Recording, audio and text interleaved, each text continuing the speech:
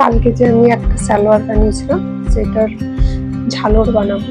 তো এটা সালোয়ারের কিছুটা পিস, সেটা আর এটা মানে এক মোটা কাপড় থাকলে অসুবিধা নেই, কিন্তু আমার একটু ছোট ছোট হয়ে গেছে, তো আমি এগুলোকে জয়েন করবো একটা অপরের সাথে।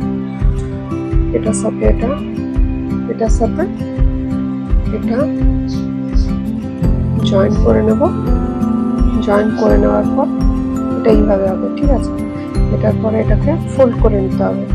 ফোল্ড করে নেওয়ার পরে দুটো ঝালর তৈরি করতে হবে।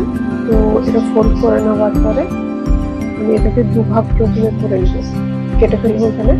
কাটার পরে উপরে একটা লম্বা সেলাই দিব। সবে সেলাই হয়ে গেল। এবারে দেখুন পেছন থেকে এদিকটাও আমি সেলাই করে দিয়েছি, আর এদিকে দুদিকে সুতো বার করে রেখেছি, ঠিক আছে। এদিকে একটা, এদিকে একটা, এই একটাই সেলাইয়ের সুতো দুটো। তো এদিকের থেকে সিঙ্গেল সুতো আমাকে টানতে হবে, একটা বাদ দিয়ে একটা টানলেই দেখবেন এটা কুচি কুচি হয়ে যাবে।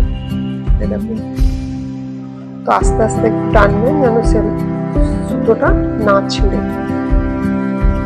ব্যাস এইভাবে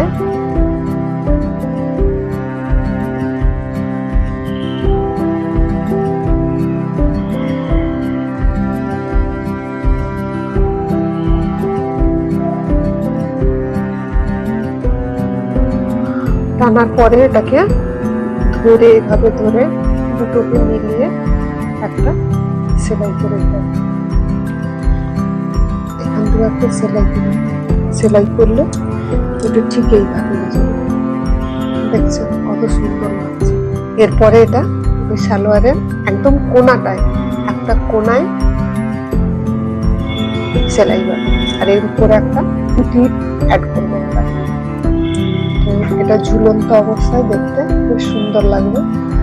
করার পরে আপনাদেরকে পুরো সালোয়ারটা দেখাবো পরে, ঠিক আছে। Thank you.